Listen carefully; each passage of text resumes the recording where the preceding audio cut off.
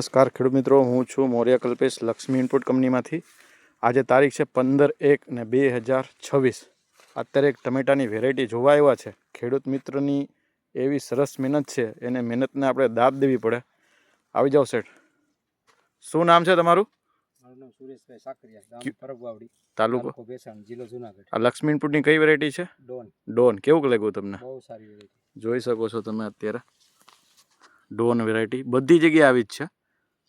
જો ડોન જો સુરેશભાઈ બતાવો બીજે. જો લુમખા ને લુમખા.